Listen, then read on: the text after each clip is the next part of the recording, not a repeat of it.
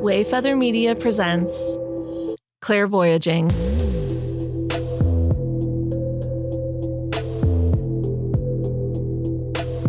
Hello. Hello. Hello. Welcome back after a Thanksgiving week away. Oh, yeah. Did we tell you we're not going to be releasing an episode during Thanksgiving? Whoops. We didn't tell you that. We took a holiday break. Mm-hmm. Good to be back here. Frank, I missed you.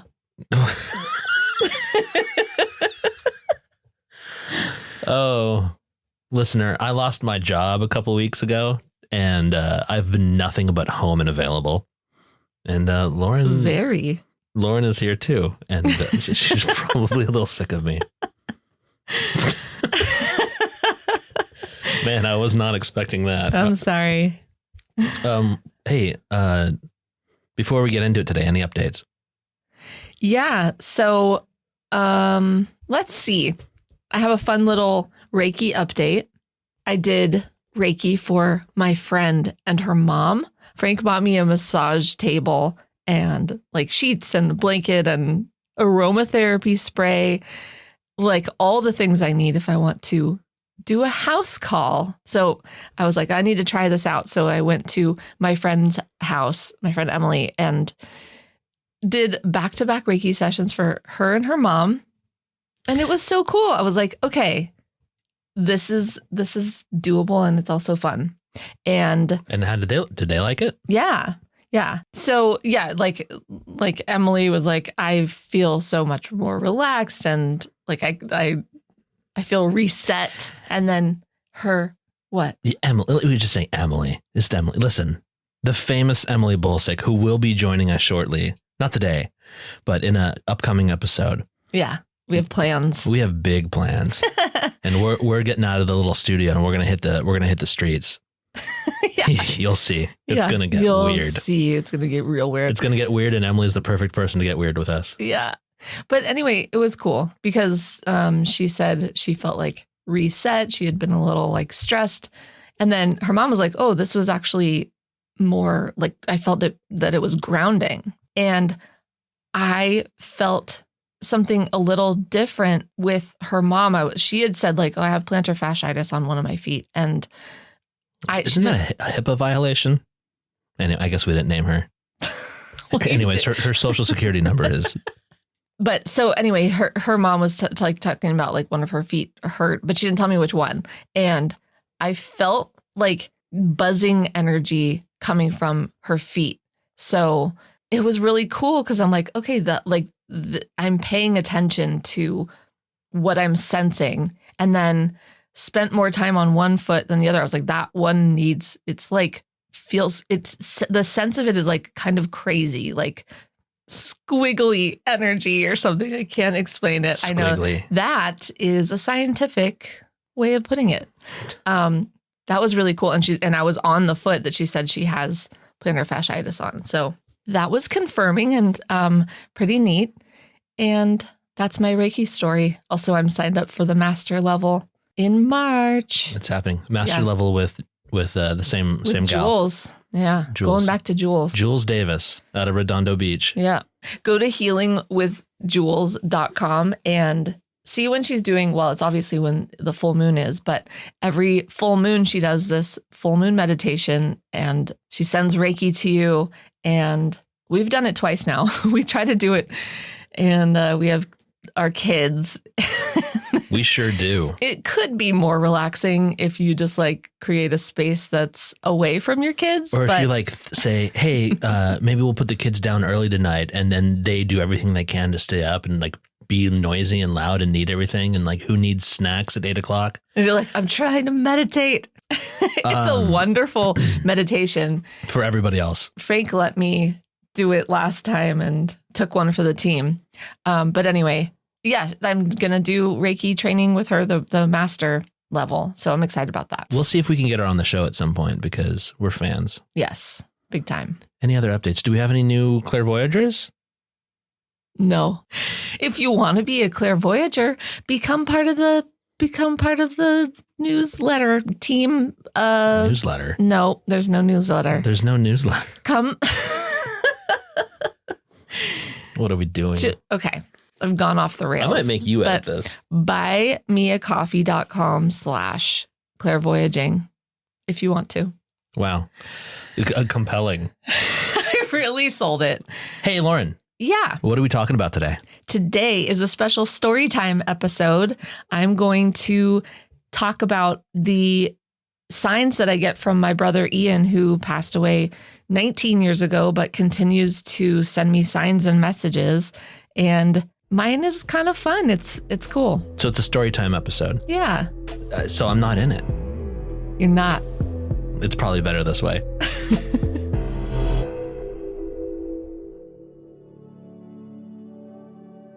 I believe we all get little nudges from the other side from time to time. If you're listening to this podcast, you've obviously had them in whatever form they show up for you. My nudges show up in the form of corn from my older brother Ian. He died when he was 26 and I was 22. This is the story of the corn. When Ian and I were very little, our family members made us eat corn. Corn out of a can. It was, and I still think it is, very gross. It's a little pile of soggy, wet, pungent corn. So we sat at the table for an extra hour sometimes, whining and complaining, and I gagged on every single bite. It was disgusting. For a few months, Ian and I lived with our Aunt Mary and Uncle Jim, and they would get frustrated with us for not eating our pile of corn. Our Uncle Jim would sing songs about corn. Everybody's eating corn. And it was understood by everyone. Ian and Lauren do not like corn. Got it. It was something that Ian and I bonded over for years. And then one day when I was 12, I was at a barbecue at my aunt and uncle's house. My Aunt Mary said, "Lauren, why don't you try corn on the cob?" And she explained that it was different from canned corn. Tasted much better, especially if it was barbecued, and it was really good with butter and salt. So I tried it, and I really liked it. I told Ian about this new development, thinking, oh, maybe he'd want to try it too. Maybe we could shed our corn hatred together, and united we'd walk arm in arm through the gates of this new world, where corn on the cob is king, and gagging on canned corn is a thing of the past. No, that didn't happen. Ian was very annoyed. He was like, "You betrayed us, Lauren. You were the gag."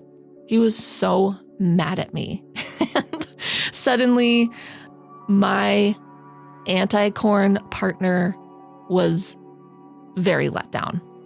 So anytime after that, anyone would bring up the subject of corn, Ian would glare at me. He would shake his head and roll his eyes, and he'd usually mutter "traitor" under his breath. He never tried corn on the cob, but instead he found a way to mess with me. A few months after Ian died, I was a server at a restaurant, and I was about to bring a pizza to a table. It was a cheese pizza, and I noticed a little piece of corn on the side of the plate. So I quickly removed it and handed off the pizza to the customer. A week or two later, a piece of corn was sitting on the edge of a plate of a Chinese chicken salad. Again, I brushed it off. Another week or so later, a piece of corn was sitting on top of a single scoop of plain vanilla ice cream. I'm like, what's going on here? So as I walked the ice cream over with the corn removed over to the table, I realized, oh my God, it's Ian. And this started happening at random times. I would find a single piece of corn in a Caesar salad, a cup of pea soup, on top of a steak, in food where it did not belong. And often during times that were important in my life, either during times of grief or sometimes when I'm traveling. And every time it's just one piece of corn. So I eventually started a jar of my corn collections, and it currently contains 14 pieces of dried corn. One night in 2010, I was packing for a trip to Nashville, and Ian was on my mind all night. I just felt his presence around me, and I wanted to hear from him. So I sat down and was eating some leftover pizza, and I was wondering if he would drop me a little sign to say hello. I even checked my pizza. I was like lifting up the cheese and just by myself, just laughing, like, what are you doing, Lauren? 2 hours later, I was cleaning and listening to the Beyonce radio station on Pandora. Yeah, this was 2010. A Beyonce song ended. And suddenly a loud metal song started playing. And I was like, what is happening? So I stood up, was super confused, wondering what the hell is this metal song doing on Beyonce radio? I walked over really quickly and changed the song, but I noticed the band that was playing, and it was Corn. I just froze and said, hi, Ian. And of course, immediately called Frank to tell him, and suddenly thought, wait, is that what I actually saw? So I felt like I needed to double check that that's what it was. I remembered what the album cover looked like, so I Googled Corn albums. I found the image really quickly, and then I saw the title of the album. It was See You on the Other Side. I literally just sat there with chills and tears and couldn't move. So that was my wildest and most impressive sign from Ian to date. And I always get chills whenever I think about it. The Corn signs have slowed down from my brother, but he has done other things to show me that he's always around or given me different signs. One of them is the song Candy Rain by Soul For Real. Do you know it?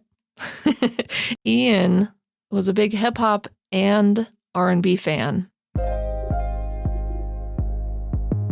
He really liked Candy Rain, even if his friends and I made fun of him for it, which I secretly liked it too.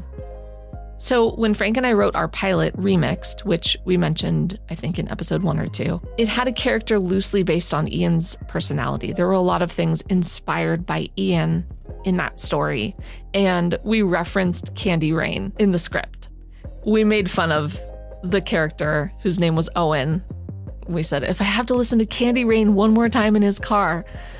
So I was recently told by a medium that Ian would be sending me and my family more signs over the next month or so as like a fun Christmas gift to us. So a few weeks ago, I was in New Orleans for my friend Retta's bachelorette party.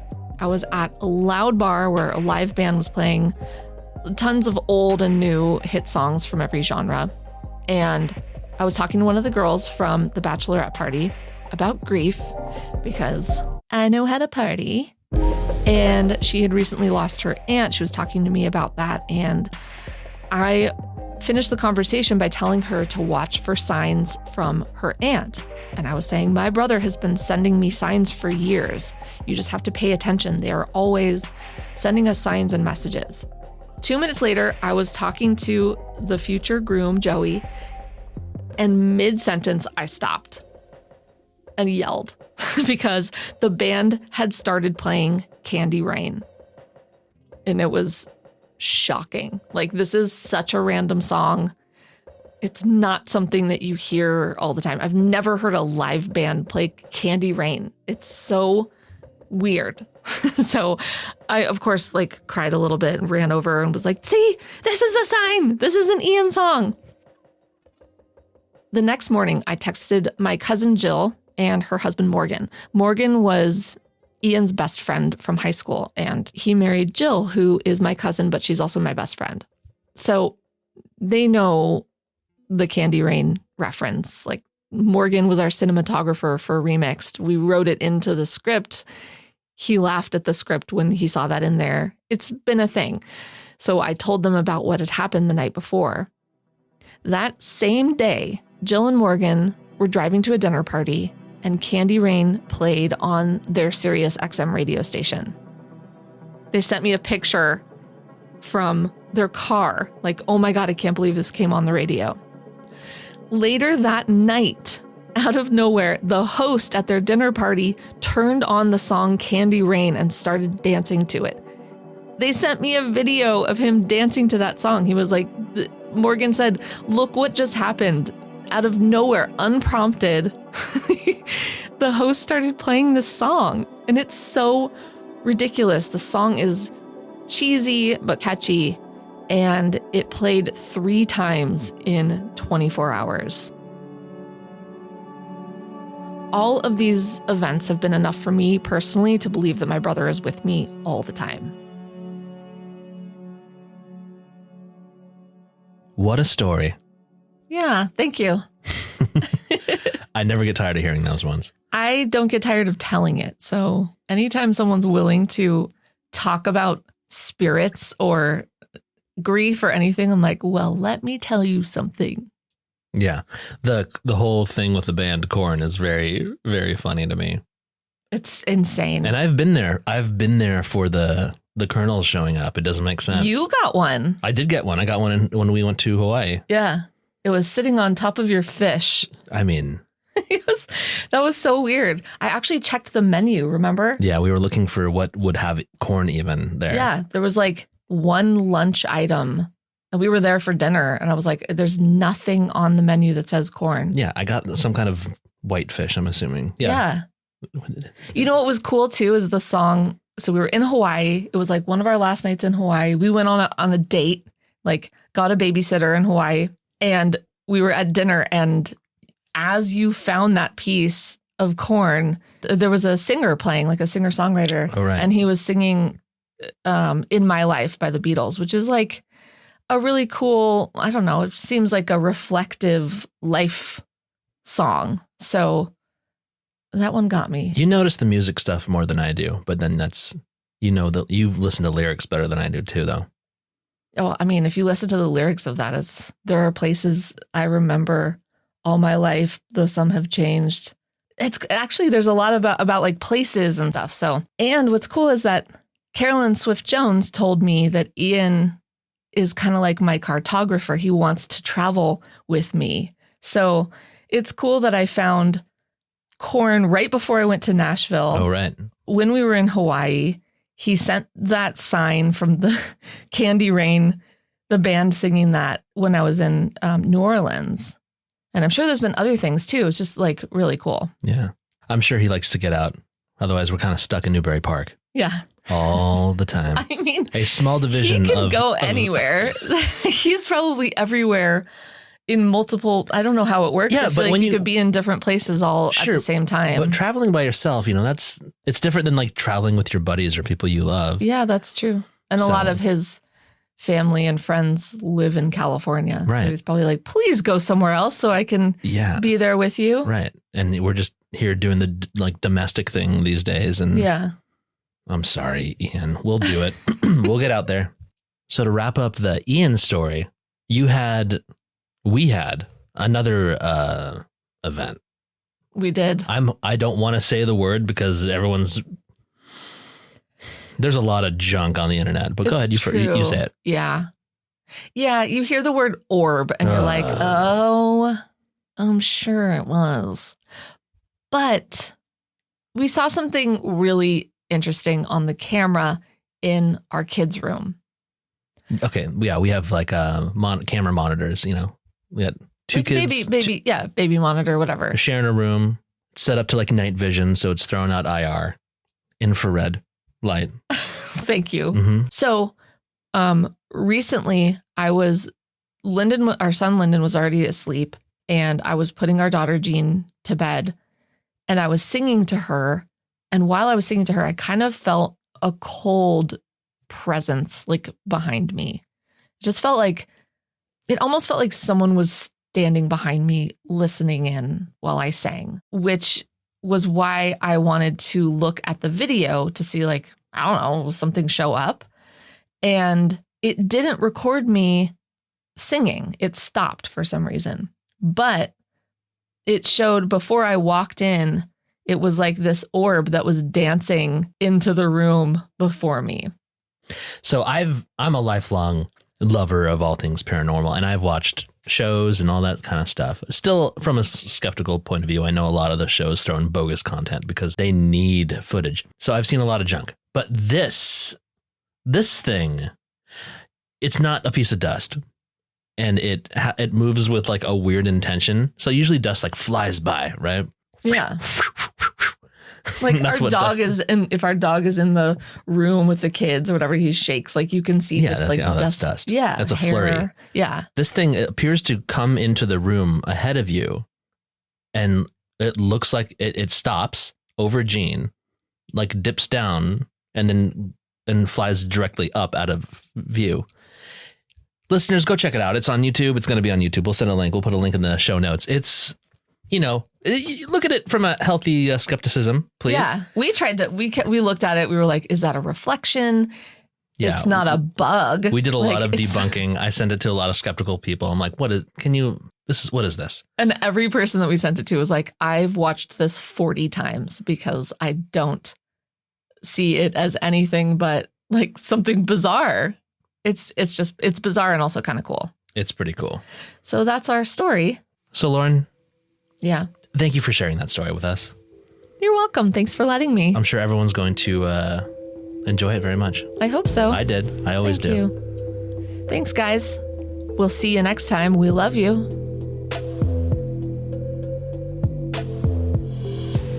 Thank you for listening. Visit www.clairvoyaging.com for show notes, merch, or just to say hi. If you'd like to support our journey, visit www.buymeacoffee.com/clairvoyaging. This has been a production of Wayfeather Media.